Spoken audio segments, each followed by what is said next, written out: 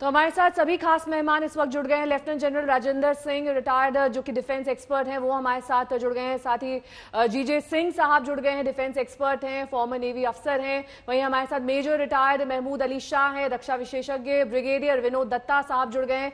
सबसे पहले दत्ता साहब आपका रुख करते हुए, क्योंकि जिस तरीके से ये पूरा का पूरा मामला हमने सुबह से देखा है, फिंगर 4 से चीन का पीछे हटना, लेकिन फिंगर 8 पे हमेशा बात अटक जाना। लगातार हर स्तर पर वार्ता की गई, चीन को समझाया गया, लेकिन क्या लगता है चीन ये जो हर बार हिमाकत करता है, कहीं ना कहीं वो भारत का आकलन कम कर रहा है, या फिर दो चेहरे लेकर साथ चल रहा है ताकि किसी ना किसी से हमें तरीके से हमें बेवकूफ बनाया जा सके?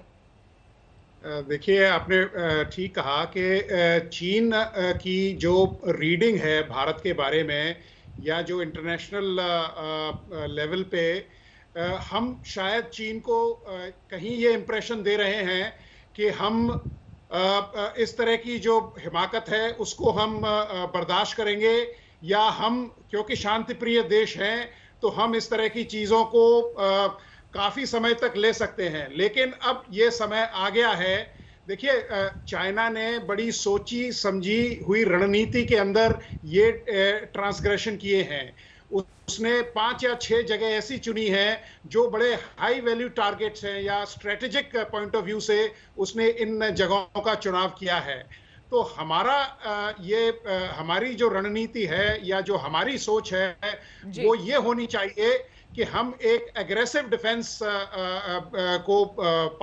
को माने, और चीन को भी उसी करेंसी में जवाब दें, क्योंकि जिस तरह से क्योंकि देखिए, सलामी स्लाइसिंग जिस तरह से वो कर रहा है, 3-4 किलोमीटर अंदर आ जाता है, फिर 800 मीटर वापस चला जाएगा, या 1 किलोमीटर वापस चला जाएगा। बिल्कुल। कमोडोर जीजे सिंह साहब भी हमारे साथ बने हुए हैं। सर, आपसे ये जानना चाहेंगे कि जिस तरह से अभी दत्ता साहब बता रहे थे कि वो कुछ किलोमीटर आगे आता है फिर वो पीछे चला जाता है, दरअसल ये हम लंबे समय से देख रहे हैं। 62 के बाद से हम जानते हैं एक्चुअली चीन है क्या। लेकिन समझना आपसे ये चाहेंगे कि इस वक्त हमारी पोजीशनिंग क्या है, और इस वक्त हम कितने तैयार हैं चीन की इस तरह की जो उसकी हरकत होती है उसको जवाब देने के लिए?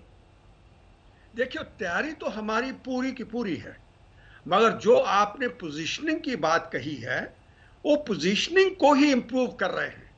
जितने स्ट्रैटेजिक पॉइंट्स होते हैं उनके ऊपर वो आके अपने पैर जमाना चाहते हैं, चाहे वो वेस्टर्न सेक्टर हो या ईस्टर्न सेक्टर हो। तो उनकी कोशिश ये रहती है, ये उनका एक, मैं ये भी कहूँगा, मिसप्लेस्ड जजमेंट है, मिसप्लेस्ड कॉन्फिडेंस है कि हमारे जो मिलिट्री लीडरशिप है वो ऐसी चीज़ों को नहीं समझती। वो उनका ये गलत फहमी है। हम भी इस चीज़ को पूरी तरह समझते हैं कि उसकी क्या कोशिश है, क्या उसकी मंशा है, क्या उसका इंटेंट रहता है, कि क्या करना चाहता है, कि क्यों वो उस जगह के ऊपर अपने पैर जमाना चाहता है। क्योंकि स्ट्रैटेजिक इंपॉर्टेंस होती है, कल लड़ाई होगी, उसके अंदर उसको फायदा होगा उसका। मगर अभी हम पूरी तरह स्थिर और समझ चुके हैं, उसकी कोई कोशिश भी है जो है वो हम कामयाब नहीं होने देंगे। मगर जिस तरीके से उसकी तैयारी है, जैसे कि मैं उदाहरण के तौर से आपको बताना चाहता हूं कि अगर हम वेस्टर्न डॉकलम साइड पे देखें तो हमारे पास जहां पे हमारी पोजीशनिंग है वो उसको जामफेरी रिज कहते हैं। उससे सिर्फ 50 किलोमीटर के ऊपर उसने अपने सैटेलाइट रॉकेट मिसाइल फायर करने का एक साइट बना लिया है, जो कि चिंता का विषय है। वहां से कुछ भी कर सकता है। अभी हमने रिसेंटली देखा है उसका बड़ा अग्रेसिव बिहेवियर है साउथ चाइना सी के अंदर, जहां पे हमारे साथ बने हुए तमाम हैं। फौजी। बिल्कुल सर, हम यहाँ पर जानना चाहेंगे, लगातार जो कुछ भी मई में हुआ उसके बाद से हम जिस तरह से देख रहे हैं चीन को, और आज के डेट में फिर जो हुआ, कहीं ना कहीं जो डिफेंस है वो इसके लिए मिनिस्ट्री तैयार थी। कहीं ना कहीं हम ये जान रहे थे कि चीन इस तरह की हिमाकत करेगा, और इसीलिए भारत पूरी तरह से तैयार था उन एरियाज में, और आज यही बड़ी वजह है कि जिसकी वजह से हम उन्हें पीछे धकेल पाए हैं।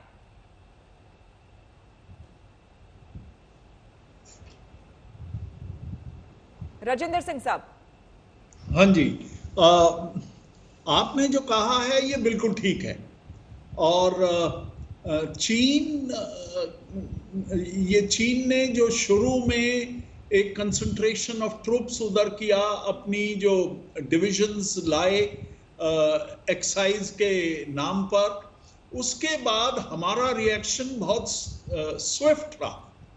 हमारी फौज ने उधर पूरी तैयारी कर ली है, हमारी काफी कंसंट्रेशन है ट्रूप्स की, अपनी डिप्लॉयमेंट पूरी है और हम किसी भी स्थिति को मुकाबला करने के लिए हम फौरन तैयार हैं। और मुझे कोई शक नहीं है कि हम अगर चाइना कुछ और भी करना चाहेगा तो हम उसको ईंट का जवाब पत्थर से देंगे। लेकिन एक बात मैं कहना चाहता हूं कि चीन जो अभी कुछ कर रहा है उसका मुझे एक ही मकसद दिखता है, वो ये है कि अपने आप को टेक्टिकली एडवांटेजेस पोजीशन में रख सके। अब जो ये इलाका है पैंगोंग सो साउथ का, ये कोई डिस्प्यूटेड इलाका भी नहीं है। मेरे को मालूम है बिकॉज मैं इस सब्जेक्ट से डील करता था मिलिट्री ऑपरेशंस में, कि पेंगोंग सो नॉर्थ बैंक में तो डिस्प्यूट है काफी, साउथ बैंक में कोई डिस्प्यूट नहीं है। लेकिन फिर भी उन्होंने आकर उधर कुछ एक है ना इलाके में जाकर ऑक्यूपाई करने की कोशिश की ताकि वो डोमिनेट कर सके उस रोड को जो दमचौक जाती है और आगे। तो ये एक पैटर्न है और हमारी फौज, मुझे पूरा यकीन है कि इस सब को काउंटर करने के लिए पूरी तरीके से तैयार है। बिल्कुल। मेजर रिटायर्ड महमूद अली शाह रक्षा विशेषज्ञ हमारे साथ बने हुए हैं। सर, आपसे यहां पर यह समझना चाहेंगे कि किसी ऐसे दुश्मन से आखिर कैसे लड़ा जाए। अभी ही जो ये घटना घटी है उसके बारे में चीन की तरफ से साफ तौर पर नकार दिया गया कि ऐसा कुछ भी जमीनी हकीकत नहीं है, यथास्थिति को खराब करने की कोशिश नहीं कर रहा था चीन। अब ऐसे इससे निपटना, इस तरह के देश से निपटना, आपको क्या लगता है कितना मुश्किल है हमारे लिए? आपने बहुत ही अच्छा सवाल किया है और आपके इस सवाल के माध्यम से मैं हमारे सारे दर्शकों को ये बताना चाहूंगा कि देखिए, सन त्जू ने एक किताब लिखी थी द आर्ट ऑफ वॉर। उसमें बताया गया कि अटैक, डिफेंस, स्ट्रेटेजाइज कैसे करना है। उसमें चैप्टर 3 पैराग्राफ 2 लाइन 2 में यह लिखा है, जनरल राजेंद्र सिंह साहब इसमें इत्तेफाक रखेंगे, उसमें इनमें लिखा है the acme of a military general is to win war without fighting. बिना लड़े युद्ध को जीता जाए।